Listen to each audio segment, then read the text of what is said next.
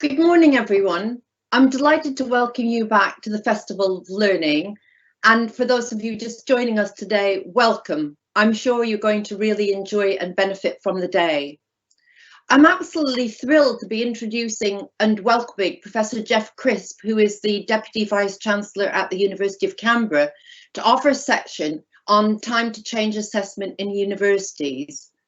I first met Geoff at King's College London, must be about 5 or even 6 years ago now, when he was doing a presentation on assessment. At that time, I was the Chief Executive of the Higher Education Academy, so I'd had opportunities to hear people globally talk about things like assessment, and I was absolutely blown away by Geoff's presentation because I just thought, my God, he so gets it. He was so in tune with what was working for the students, and he also really was empowering students through the process that he was using. I know a number of you will have heard me at Queen Mary refer to how excellent Geoff is and his ideas. I kept in touch with Geoff after that because I wanted him to write a chapter on assessment for me for the Teaching and Learning in Higher Education handbook that I was re-editing, and also some other little writing projects. And then I was absolutely delighted last autumn when the University of Hong Kong invited us both to be panelists on a presentation on responding to the COVID world. Once again, hearing Geoff and watching his presentation, I just found so uplifting. So I'm absolutely thrilled, Geoff, that you're here with us today. But I'd just like to say a few things about Geoff's background, because I think it is really important in terms of getting a sense of what a fascinating journey Geoff's had, and in the sense as well how international his perspective is. Further to graduating as a chemist, he moved to undertake 2 postdocs, one in Germany and one in the US, before returning to Australia and going to the University of Melbourne, and then moving to the chemistry department at the University of Adelaide, is where I think you've had a series of really fascinating jobs in terms of being Associate Dean for Learning and Teaching in Science, then in developing online learning, which I guess explains why you're so adept and capable in this area of the pivot to online. After stints at universities such as RMIT and also UNSW, which is where Geoff was when I first met him, as I say, he's now Deputy Vice Chancellor Academic at the University of Canberra. I'd just also like to say a few things about awards that Geoff's received in terms of recognition of his amazing work. He's had the University of Adelaide Stephen Cole the Elder Prize for Excellence in Teaching in 1999. The Royal Australian Chemical Prize, Institute Strang's Medal for Chemical Education in 2003, and the Australian Learning and Teaching Council Fellowship in 2006 and 2009. I'm also delighted to say Professor Crisp is a Principal Fellow of the HEA, which a number of people in the audience are as well, Geoff, but I think that's something that they'll really enjoy. So I'm just absolutely delighted to welcome you here to offer this keynote on time to change assessment in university. So over to you, Geoff. So Stephanie, thank you very much for that very kind introduction. That was very kind of you to go through all that. And also thank you for inviting me to share some conversation, because that's really what this is about, a conversation with colleagues at Queen Mary. So I really appreciate you inviting me. And also just to let everyone know, we'll have plenty of time for questions and answers. At the end, I'll time myself so that I'm well behaved and give you plenty of time to ask questions, because it is supposed to be a conversation. And really the point of my presentation is really just to prompt that conversation. So that's really the approach that I've tried to take here. So the presentation will be about assessment, and it will be about changing assessment in universities. And Stephanie knows I make no apology for actually being quite a strong advocate for things having to be done differently. We cannot continue to do things the same way that we always have. I think we are not helping our students. Now, before I dive straight into that, many of you in the UK, if you've been to either conferences in Australia or heard Australians give presentations, one of the things that we have in terms of a cultural tradition here in Australia is to acknowledge the land on which we are standing if we're giving a formal presentation like this. So if you wouldn't mind, I'm just going to acknowledge that here in Canberra, where I am, we are on Ngunnawal land, and many of us have just learnt very recently a little bit of Ngunnawal. So if you could bear with me, I'm actually going to give the acknowledgement in the Ngunnawal language. So Darawa Nuna, Darawa Ngunnawal, Yangu Narawili, Duni Manyan, Ngunnawal Wari, Darawa Wari, Ningada Dindi, Darawa Ngunnawalbun, Yinjumara Lijian. And what that says in the Ngunnawal language is that I am standing on Ngunnawal country. And the term they use here is was and always will be, Ngunnawal country. And it's also an acknowledgement of elders, both male and female, and past and present. So thank you for allowing me to do that, because it's actually quite important for us here in Australia to continue to remember that we are on the lands of the Aboriginal and Torres Strait Islander peoples. So you can tell from my first slide that one of the things about assessment, which I think is really quite important, is to think about how we actually inspire and excite our students. And one of the things that I say to my colleagues is, sorry, I'm just about to share the slide so everyone will see that. Whoops, no, before I do that, make sure I put the sound on.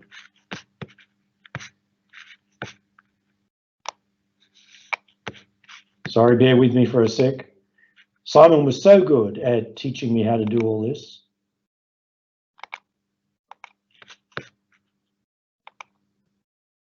I didn't quite hit the button then, Simon.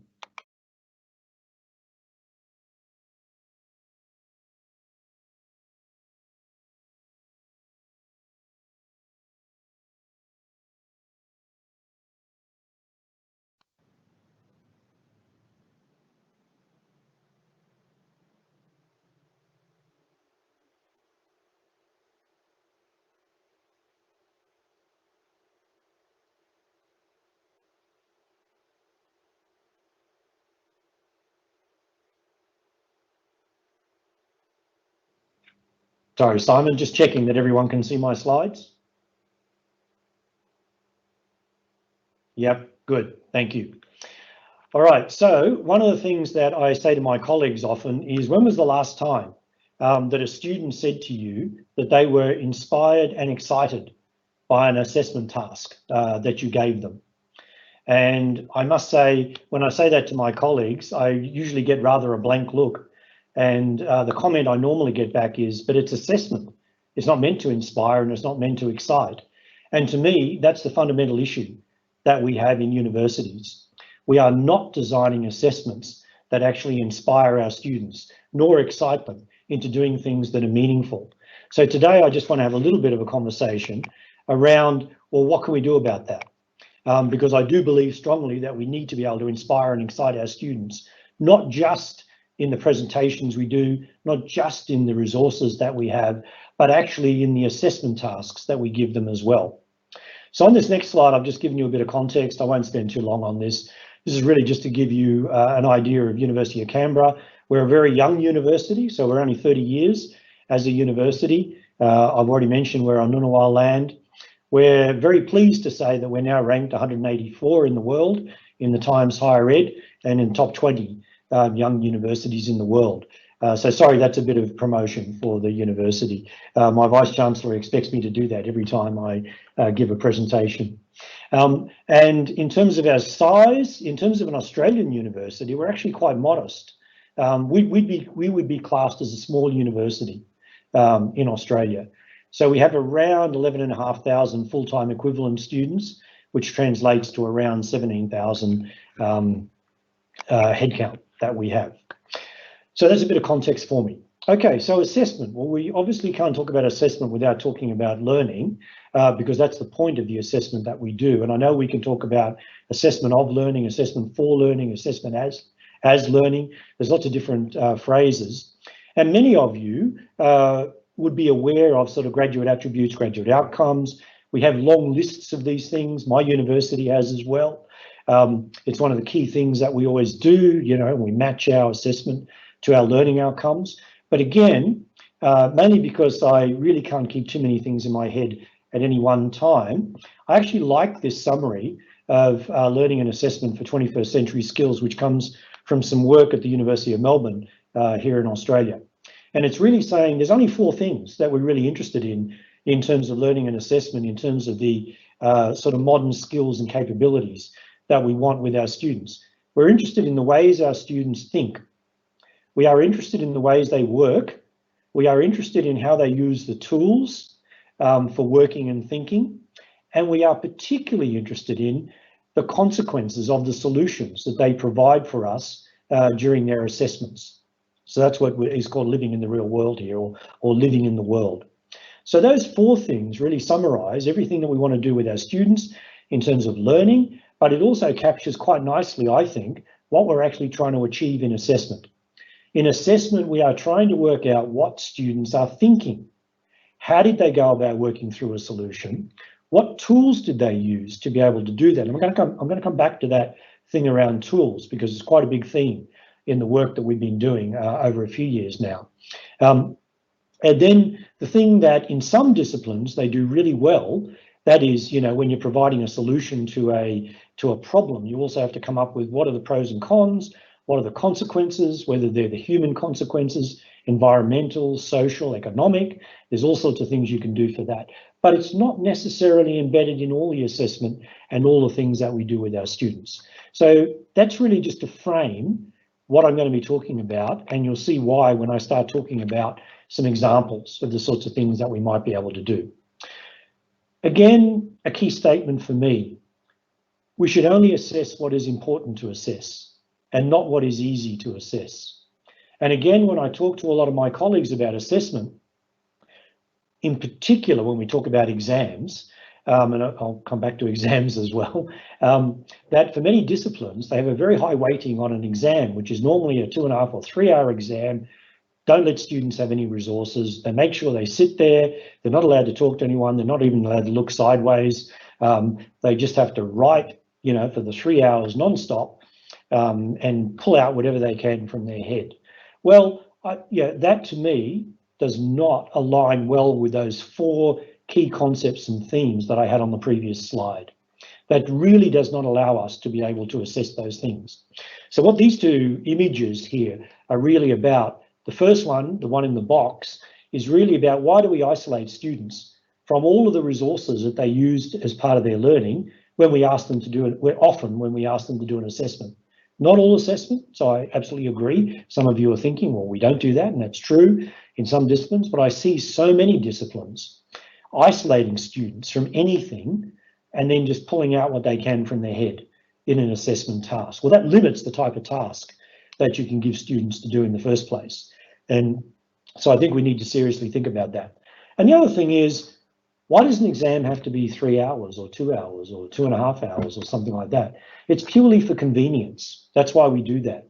It's purely for our convenience and the way in which we've set up our systems.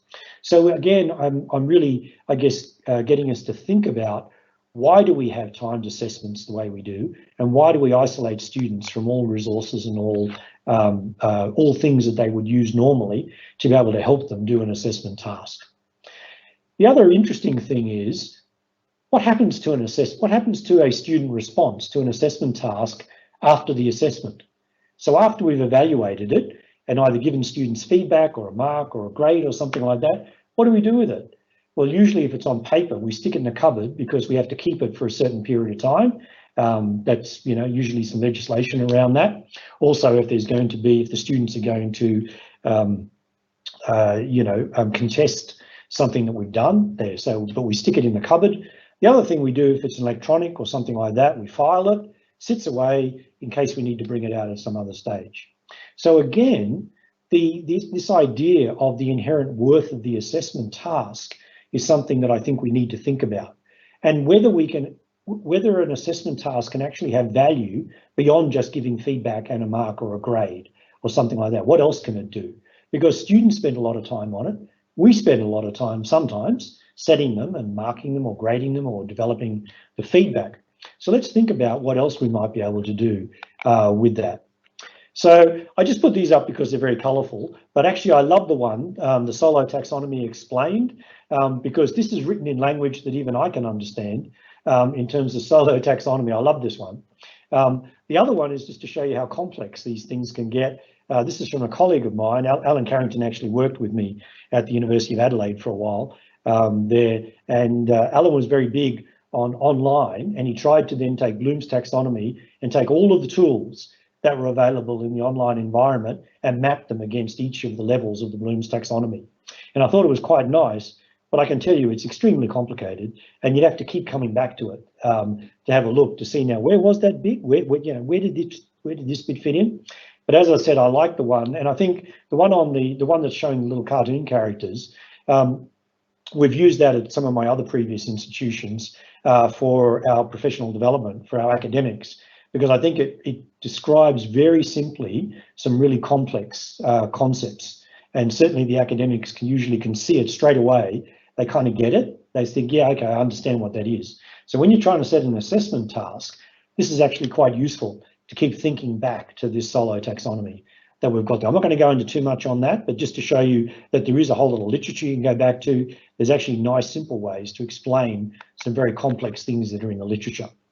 Now, a lot of the examples I'm going to talk about today come from this website. So this is our Transforming Assessment website. Stephanie mentioned the ALTC or ALT fellowships that I was involved in a few years ago.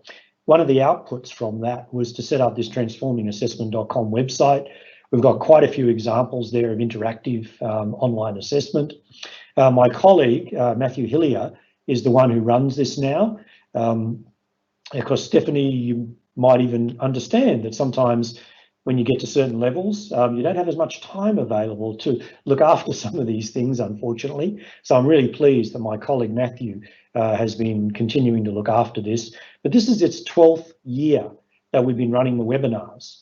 So I've actually been really pleased with that there is still ongoing interest in this whole idea of how do we transform assessment? What do we do to make it different? So if you're interested, there's over 100 recordings up there on that website from previous webinars over a 12-year period on different aspects of assessment. Some are discipline, some are concept, some are practical, some are theoretical.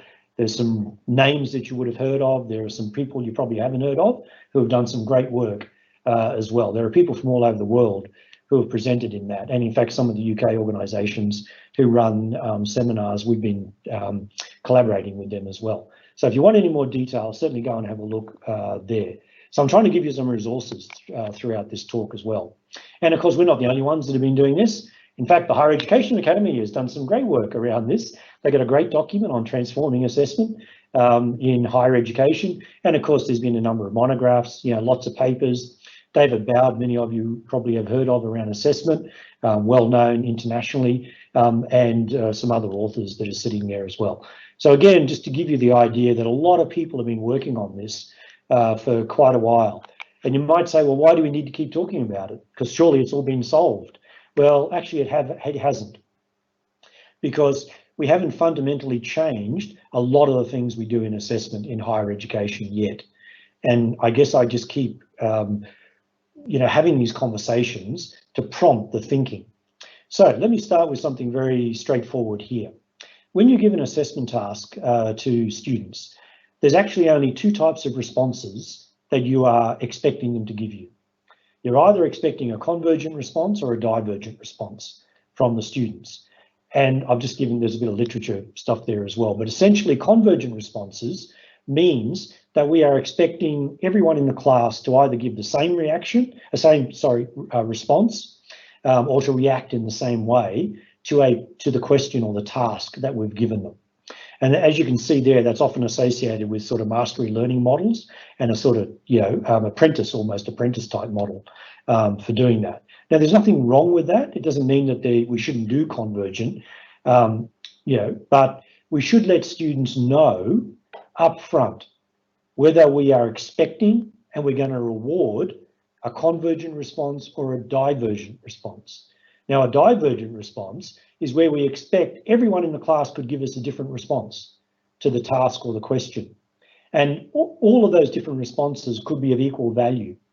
And of course, you can see that the role of the assessor is actually going to be quite different if you are expecting a convergent response or a divergent response.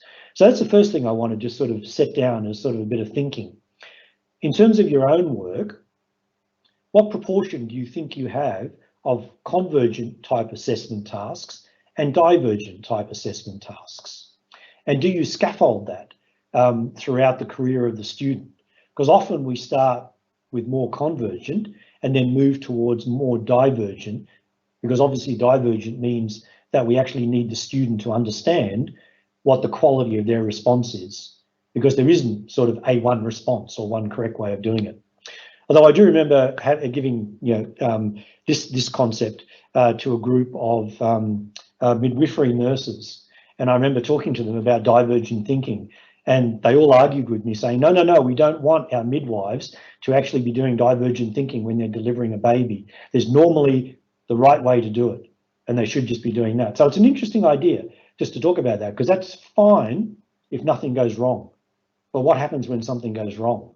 You actually want people to actually have the capacity to be able to do divergent thinking and to be able to do something different under those situations. So we do have to think about how we scaffold this idea of convergent and divergent responses. The next thing that I just want to talk a little bit about, because it comes up always when I'm talking about online assessment, and I'll be talking a little bit about that in the next couple of slides. And I guess I'm being a bit provocative here, in the sense that if you set a task for students to do and they can copy an answer from the web, then actually the problem's not the student. The problem is the task that you've given them to do. Why bother giving someone a task to do where they can copy the response from the internet and you will reward it, right? Yeah, in other words, you're rewarding the response, not the fact that they've copied it, because that's why we have the whole plagiarism policies and all the things we do around that. But it's to think of that idea about, well, what is it that we ask them to do? And if they can just copy it, then really we should rethink that, because that is not particularly a good task to give students to do, where they can just go and copy it and then just give it back to us. Because the student's just thinking, well, I'm only going to get rewarded for giving you what you want. You're not going to reward me for actually doing some original thinking if I can copy it from the web. So they look at the task and they'll make a judgment about that. So we have to seriously think about that. And it's the same as, and I'm going to talk a little bit about multiple choice questions and selected response in a sec. It's the same as if you do that and a student can guess the answer. Well, maybe that's the wrong question, or not necessarily the wrong format, but the way in which the question was posed may not be particularly helpful for getting students to engage in that deep thinking and deep learning. And I'll come to some examples about how we might be able to do something about that. And really the last thing is just to say, well, let's not make assessment a trap for students. Let's not make it something where we're deliberately trying to trap them. Let's make it so that we actually encourage them, and dare I say inspire and excite them to actually do something useful and to actually want to do the task, not so they just get a mark, but actually there's some inherent value in the task. So I'm going to talk about different types of tasks that we can give students and how we might be able to move from some of the convergent to the divergent approaches. Also, how we might track decision making in students as well. So that's where I want to go, because ultimately the assessment task, you give a student, you get a response from them. And for most tasks, unless you're doing an oral or unless you've got the student in front of you to, question and probe, normally you've got an artifact that the student gives you back. And then as an assessor, what you do is you infer from the artifact what you think the student might have been thinking at the time they created the artifact. That's essentially what we do with a lot of the assessment that we do by looking at the artifact. Now, sometimes, depending on whether you set a really good task, maybe that's appropriate and maybe you can do that. But for a lot of tasks, you really have no idea what the student was thinking when they actually gave you that response. So that's where I want to talk about decision making and tracking decision making in students. So here's just, this is some work I was involved in a few years ago on another project where we actually tracked the task type that different disciplines used, which was actually quite interesting. because different disciplines tend to only use around 3 to 5 different task types over the entire 3 or 4 years of an undergraduate degree. Most disciplines do not use a large variety of task types. So we all have preferred ones ourselves, but one of the issues with using a small number of task types is that you will favour some students who are good at doing that task type over other students. And so you need to think about what's the spread of task types that you use. So I just put this up just really to show that we have a very large number of task types that we can use. Now, not every single one of these is going to be applicable to every single, situation that you've got with your discipline, but it's really just to encourage you to think about, well, what are some of the task types that you might be able to use with your students? So let's look at a couple of practical examples. So look, here's some work we did a few years ago on saying, how can we get students to actually use a tool during the assessment task? And so we picked something that was fairly straightforward. This because my background is chemistry, that's why you're getting the chemistry one up front. And this is some work I did in chemistry quite a while ago now, but it's still applicable. And that is, normally this sort of question would be done as a multiple choice question where the correct answer is sitting there and the student just has to pick which one's the correct answer. Most often it's a memory question, most often. So one of the things we said to the staff was, well, how could we get the students to use a tool and for you to be able to change the question so that instead of it just being a memory question, they actually have to go away and use the tool and then put their answer in, which could still be a selected response, or it could be a numeric one, or it could be a written one, right? There's different ways of doing it. I'll show you a couple of examples of that. But this happens to be done in Moodle. You could do it in Canvas, Moodle, Blackboard, doesn't really matter, because what we've done here is we've separated the tool from the question. And all you've done is inside your question, inside your quiz tool, you just put a hypertext link and you link to the tool. And what a student does is they click on the link and it opens up a second window for them. And the tool is in one window, the question is still in the other window. They then use the tool to be able to interrogate whatever the question is you've asked, and then they put in their answer. So the idea here is to get students to not memorize things, but actually have to use the tool to come up with the answer. The examples I've got here, as you can probably fairly easily see, is an interactive periodic table. It gives them all the data. They don't have to memorize the data. They've got it all there. And then you ask them a question, which is a what if type question. The second example in the middle there is where that's a three-dimensional molecule. The students can rotate the molecule. That's actually 3 different molecules that are sitting there. The student can rotate those and they can see that they're 3 different molecules, because this question is about, can you understand 3 dimensions and what that looks like, what a molecule looks like in 3 dimensions. The other one is a more complicated one, but basically it's looking at a tool to interrogate, again, some structure. So what I've got here is just a very quick run through of, this is a little video of what would happen when a student would be doing this. So this one actually gets the student to, instead of drawing the structure on a bit of paper, they can do it online. They can put in stereochemistry, so 3-dimensional stuff.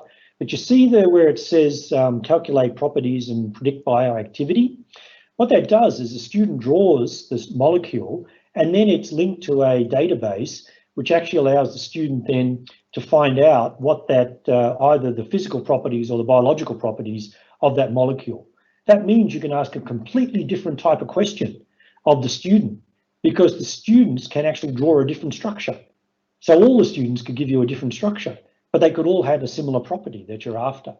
So that's the idea of getting students to actually think more deeply about it and not just have to memorize. So that's sort of one example of doing that. This example from another discipline, this is a spreadsheet with macros in it. So this is from a business course. So this one, everything in yellow that you see there can change. So what you can do is you can either give students different values, or you can get them to explore different values. And as they change the value in the yellow boxes, the graph over on the other side changes. And so they can look at trend data when they're doing that. So you can actually ask a question about trends. What happens if you do this? What happens if you do that? So again, you can see we're trying to find a way for students to be able to engage with a tool so you can change the type of question that you ask them. This is another example, just to, I might have to click this to get it to play. So this is an example where, just seeing if that'll play. It's a bit slow, isn't it? Okay, use your imagination that what's happening here I don't know why that's not playing. It's coming up with a little arrow, but it's not doing anything. Anyway, what this one does is for the Bayeux Tapestry. The Bayeux Tapestry is about 70 meters long, and it's obviously the Battle of Hastings. And so, if you could ask a student a question about a segment of the Bayeux Tapestry, but that means every student gets the same segment. So that means it's like a convergent type of question you're asking the student. But what happens if you give them the whole 70 meters? Well, if you gave them a static image of that whole 70 meters, it'd be too small to have any detail. So this is just saying, well, look, why not let students use a YouTube video or a QuickTime virtual reality image? This then runs through the whole 70 meters and then ask the student to pick which section of the Bayeux Tapestry is going to best illustrate their response. And they can actually do a screen capture on that as well. It's relatively straightforward. So they can do a screen capture of the segment and they can actually embed that in their response. So there's just a couple of examples from different disciplines about how you might be able to change the type of question. This one again from using remote labs. You can do this for environmental science by going and visiting sites. There's lots of webcams out there that are on sites. We've got some nice ones for archaeology where there are digs, and they've set up cameras at digs, and you can get students to view those live. So it's it's relevant to all disciplines. So what you can do here is actually get students to actually run a live experiment, if you like, in the middle of the assessment, which actually allows you to ask different types of questions. It also means different students can get different questions, even though the concept is the same. So that's the thing, you're still testing the same concept, but you're actually getting students to engage with a tool during the assessment so they can give you a more meaningful response. Now I'm going through this fairly quickly, right? But this one is an example of scenario-based learning. This is actually when I mentioned earlier about tracking decision making. So there's some software called Scenario-Based Learning Interactive. And what it does is it allows you to set up branching points. So what you do is set up scenarios for students, but you deliberately put in branch points where a student has to make a decision. And they can go down different branches depending on what decision they make. So the idea here is that as a student goes through, you build up an idea of their decision making, because you can get them to type in why they made a decision at a particular branch point here. And then the assessment is actually based on the quality of the decision they made. The other nice thing about some of these things for scenarios, in fact, this particular one, is that if you go down a path and then you realise that it's not the right path or it's not a productive path, you can actually come back again and you can actually say, actually, I made the wrong decision here. I now understand I made that wrong decision or not a productive decision. So I've realised that, I come back and then I go back through it again and do that. So again, this is about how do you capture those decision points that students make.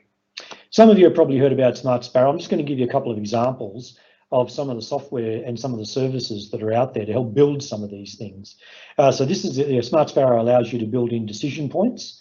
It also allows you to build in mastery learning as well. So you can actually block students from going on until they understand a particular concept. And you can give them multiple examples to interrogate their understanding before they go on to the next bit. Because as you'd appreciate, there's no point letting students go on if they've got some simple point wrong, especially if you've got embedded questions as you go through. So if they get the first one wrong, then they're actually likely to get all the others wrong if they're questions that are nested and they actually relate to each other. And that's very common in sort of health science disciplines, when you build up a scenario and then you have a series of nested questions that lead students through more complications to do with the case. So this is just some examples of how you can build those things. InSpark is from the US. That's you can go and look at all these. These are all available for you. Some of them you have to pay for. Some of them are free. Some of them you can contribute to as well. Same with the next one. I think the Best Network is something that we've set up here in Australia. This is for biological sciences mainly, or biomedicine and all those disciplines. And what happens here is every university that's a member of the BEST network develop their own things, and then they put them into the pool, and then everyone shares them from that pool. So you don't have to do all your own things, you just have to contribute some, and then you get access to all the others that are sitting in there. So again, this is kind of a nice way of being able to share a lot of our examples. So now I want to talk a little bit more about decision making. So one of the things I'm really keen on role plays. I think they're marvelous things actually. And so how's a role play different from a scenario? Well, in the strict sense, a scenario has a starting point and an end point, which is normally fixed that you have. And then the student takes different paths to get from the starting point to the end point. A role play has a common starting point, but has multiple endpoints because there is no defined endpoint for a role play. What you do in a role play, at least the example that I've got here, is you get the students to adopt a role. So one of the really nice things about role play is you can explore lots of controversial and complex concepts because you're saying to the student, actually, you're going to take on a persona and you're going to then behave throughout this role play as that persona. It's very powerful, and where we've used this at a couple of my other institutions is in things like the health science areas, where let's say you're doing sexual health, right, which might have some quite controversial things that you need to talk about. Let's say you've got a mixed classroom. You have a large number of female students from Islamic countries. Their culture sort of makes it not easy for them to always participate in some quite graphic concepts that we might want to make sure if you're going to be a doctor or you're going to be a health worker or something like that. So one of the examples, what we found really nice about, especially online role plays with some of these cultural issues, is you say to this, because the student then isn't identified as the individual. The academic knows who the individual is, but the rest of the people in the role play don't necessarily know the individual, who they are. They know their persona. So you can get students to act as a persona and work their way through quite complex issues. And I'm just going to give you a really quick example of, you can have special software for this, but you don't need it. This example is taken from Blackboard, where this was at one of my other universities. The civil engineers had to build a dam across the Mekong River. They took on different roles. Some were the engineers who had to build the dam. Some were local villagers that were going to get flooded. Some were local newspapers who were going to oppose the dam or agree to the dam. Some were the funders who were going to, some were politicians. So it was basically to run through all of the complex things that you'd have to do if you're going to work on a major project. And this was all just run through Blackboard by putting a sequence of activities for the students to do. So you can see with a little bit of imagination, you can use your existing systems to do this sort of work. It's really just up to your imagination. Here's some example. This one's an example of software that will allow you to do it. It just sets it up a little bit easier, but you don't really need that. You can use whatever system you've got to do a lot of this. Usually the thing I say to my colleagues is think that... From the makers of Operation Ibiza and Pool Paradise comes Shark World, an online adventure in which you're in charge of a team of experts creating the largest shark aquarium in the world, called Shark World. In the hectic urban jungle of Shanghai, you'll work for Spectre Install, a large multinational company responsible for the realization of Shark World. You have to manage and organize a complicated project, solve mysteries and conflicts, motivate your team, and communicate with all kinds of people, sometimes behind your desktop, sometimes somewhere unexpected. The game continues 24/7 and penetrates your daily life, so you have to be committed and prepared. Okay, the reason that I wanted to show you that one in particular was that this is the next level, if you like, of a role play or scenario-based learning. I also play it just to let people in universities know, here's your competition. Here's what's actually out there now. And that is a complete learning and assessment environment. It's got feedback, it's got learning, it's got the assessment in there, it's got formative assessment, so it's got diagnostic, formative and summative assessment already integrated into it. So it's like a complete package. Now, you'll notice the other reason that I played that all the way through was you notice they said the game runs 24/7. So what's really interesting about this idea is that actually when you're asleep, when a student is asleep, the game continues. So a whole lot of things change. So when they come back in the next day to do something, a whole lot of things have changed in there and they've got to react to that. So this is really trying to get students to think about, actually, this is what the real world's like when you're out there. Like, life doesn't stand still. So right at the beginning, when I said to you those 4 things about, you know, ways of thinking, ways of working, the tools for working and living in the real world, this is an example of where you see all of those 4 concepts come together in one package. So again, maybe not for every discipline, but certainly for a lot of disciplines, this type of learning is actually the way in which we see a lot of things going now. The only thing that's saving us at the moment with this is these are expensive to produce, right? So that's why you haven't seen a huge number of these. But as the cost of these things comes down, which it inevitably will, these are going to be direct competitors to the types of activities that we will be doing in universities.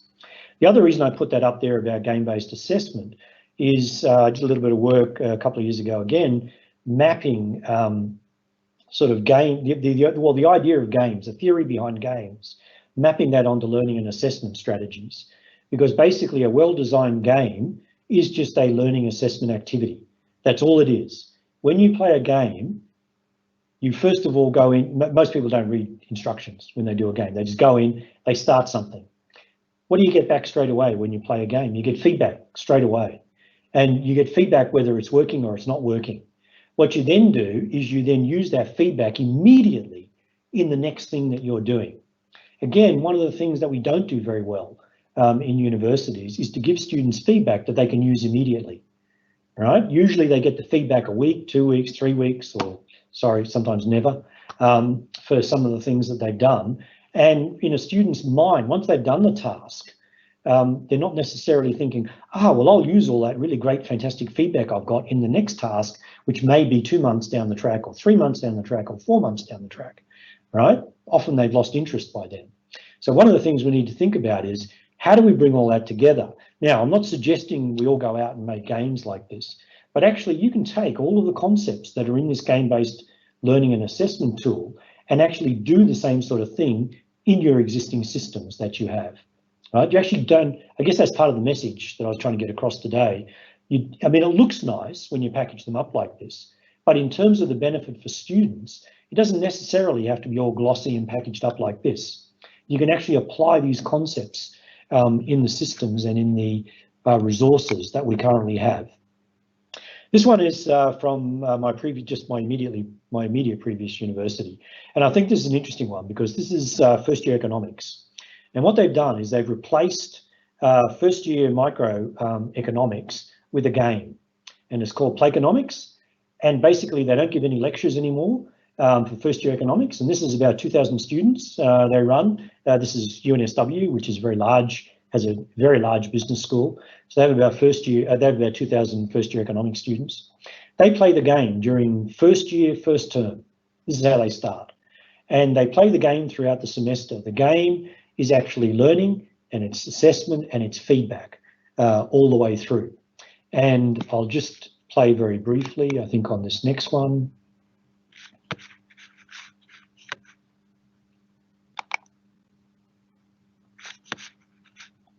There we go. I stopped the music on this one, so it's just playing.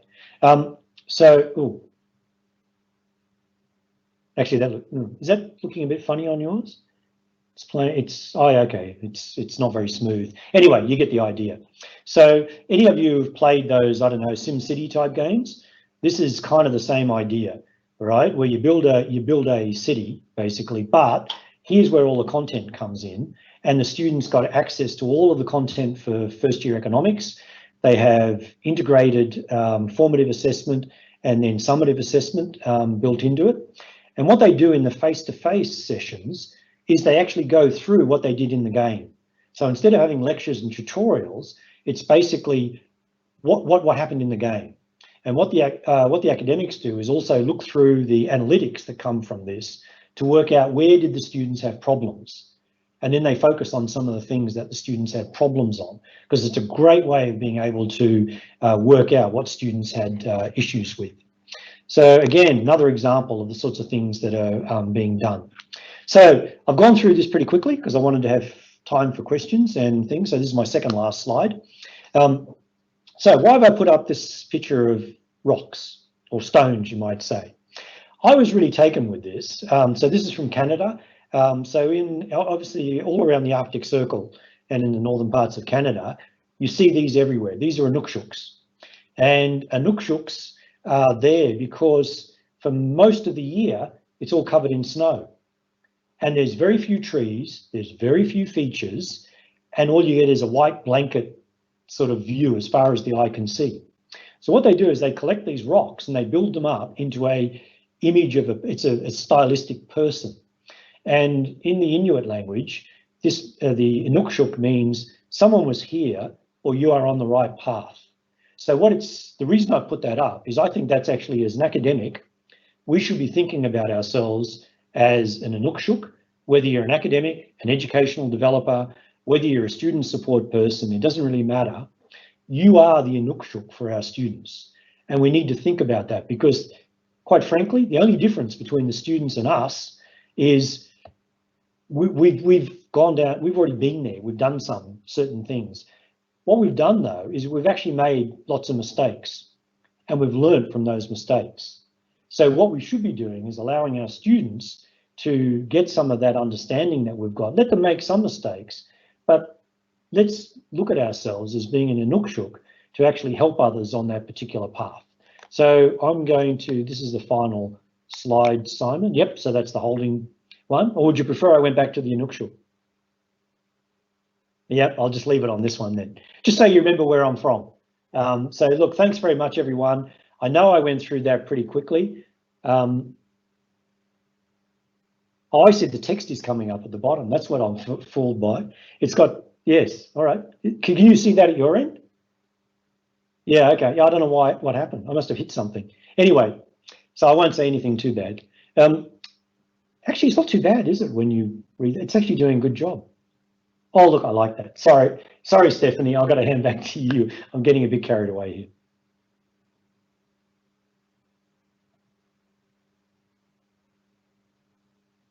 Geoff, that was absolutely inspirational. Thank you so much. If ever there was a keynote that could inspire and excite us as participants, I think you've actually done that.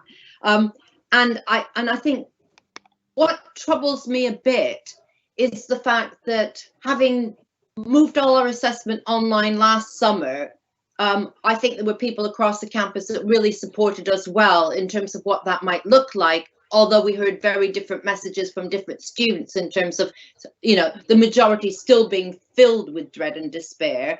I think the January exams, we've done a lot better. And I do think, I'm sure you've convinced us all we're on the right path. However, what struck me was what a long way we have to go, because if we're setting our bar even higher, which we've absolutely got to do, and I think you've really convinced us of that, I could dip into any of those assessments, I have to say. Not that I'd do well, but I'd be excited to engage because I think I'd learn something in the process, which is a lovely, lovely way of looking at assessment. So I won't keep prodding, and because I think people will have a lot of questions. So I'll pass over to my colleagues, but that was absolutely inspirational. Thank you so much, Geoff. Thank you, Stephanie, and thank you, Geoff, for your presentation. We have got a lot of questions, and I'll start with two from Sharon. Is about from the student's perspective, and Sharon has asked, how many of your hyperlinks in the assessment tools will work on mobile phones, and how have students been trained to use these tools before assessment?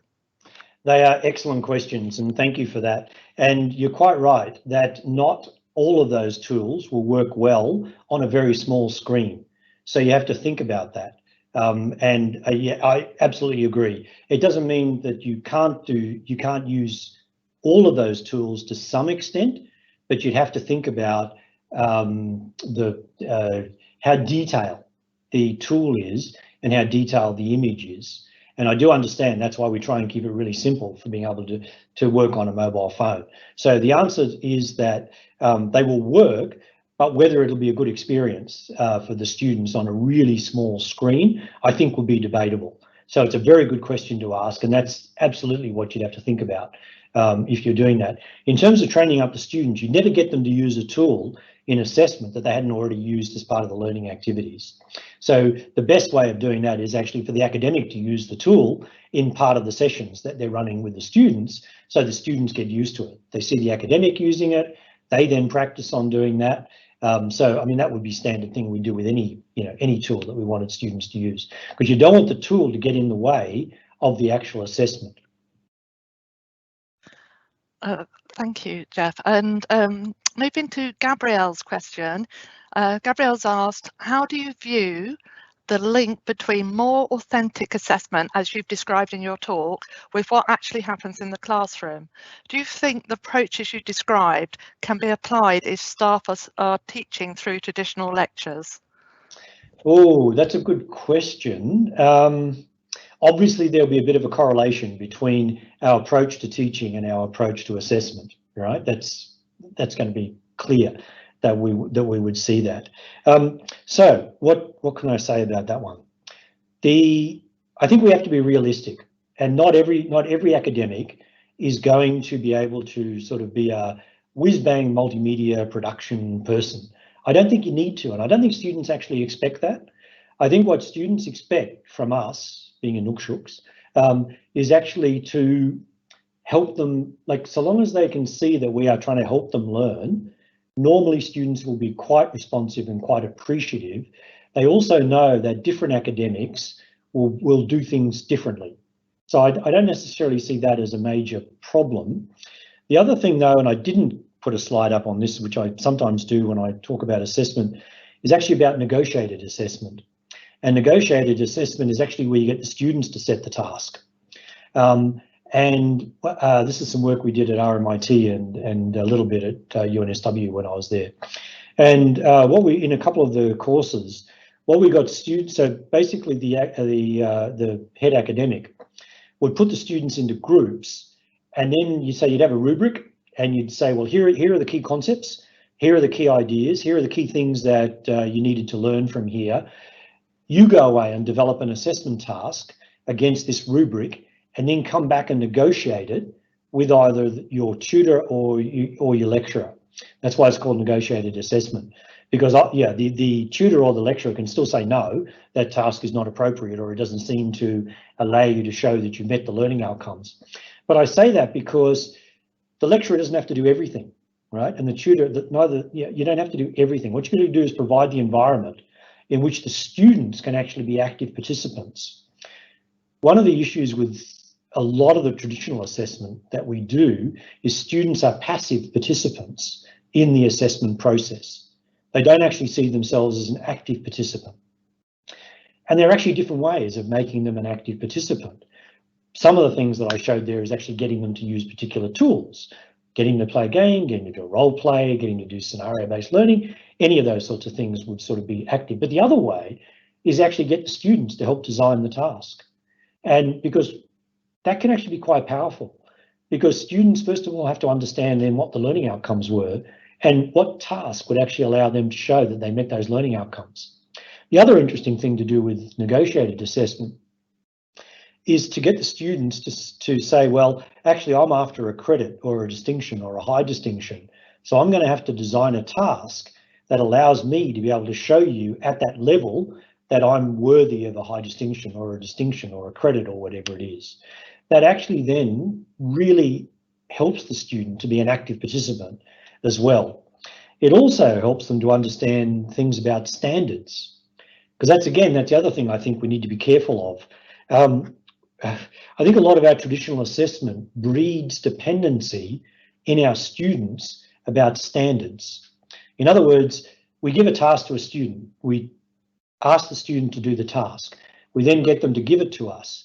We then mark, grade, do whatever it is that we do with it, put feedback on it or whatever. Then we give it back to the student. Now the student then is waiting for us to tell them whether, yes, this is good, or no, you didn't quite hit the mark, improvement needed here, all that kind of stuff. They also wait for us to tell them whether it's a high distinction, a distinction, or a credit. Now, really, towards the the latter part of a student's career, they should be able to tell you whether what they've given you is worthy of a high distinction or a distinction or a credit. Now, maybe they may not be able to tell a high distinction from a distinction, but I certainly think they should be able to tell a fail from a pass, and maybe a pass from a credit, right? And maybe a credit from really good. So, I don't expect them to say, oh, that's worth 72 out of 100, but they should be able to tell you sort of broadly in what band the quality of their work is. So I think that's another way of getting the students actively engaged. And so I guess what I'm saying is it doesn't all have to be the lecturer or the tutor. Thank you, Geoff. I think we've got time for one more question, and it's actually a question that's been asked by two people, and I'll read them both out quickly. What approaches have you seen that have been effective to increase academics' understanding of the use of this assessment and technology? So Marie says she's seen a large number of colleagues struggling to upload PDFs to the VLE, so shifting towards the examples you're providing.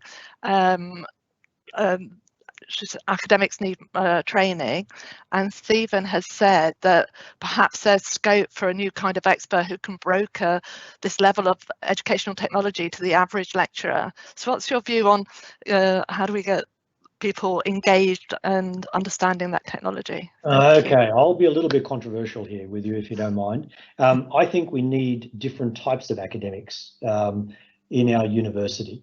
I think one of the things that we need to change, and we need to change quite quickly, is expecting everyone to do everything. Now you may have introduced sort of education focused or teaching focused type positions, and you have research only positions, and then we have a whole lot of people who we expect to do everything there. I think we need people who are assessment experts, and actually that's their contribution to their school, to their faculty or division or whatever it is whatever unit you want to do this at.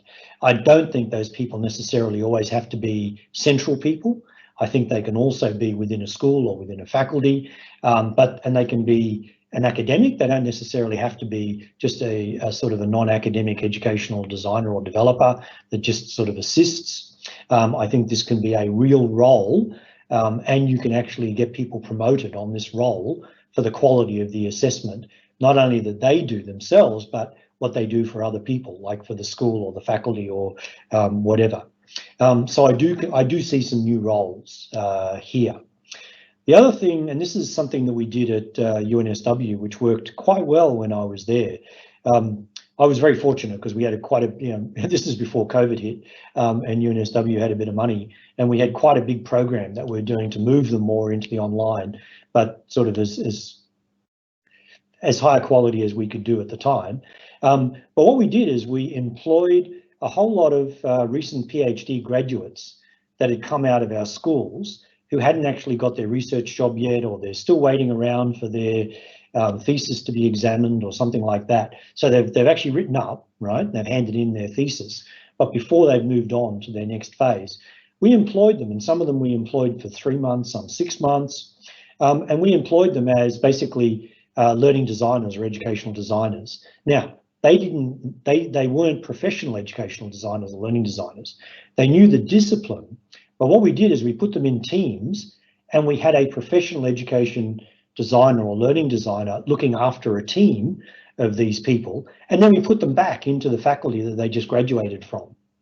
And the advantage of that was that they knew the content, and they could also talk about the concepts with the academics. So that actually worked quite well.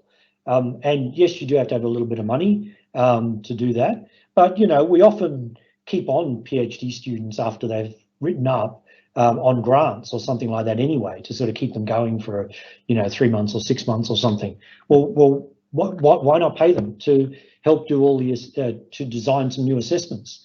Because partly the advantage is, of course, they just come through one of your degrees. Often they know probably what the pain points are. They know the things that they had trouble with, and probably their fellow students are having trouble with. Plus, they can speak the language of the academics. It's always one of the issues that we've had, and certainly at my current university, our central educational designers, learning designers, absolutely fantastic, very professional people. But as soon as they go and talk to an academic, the academic just says, "Well, you don't understand law. You don't have a law degree."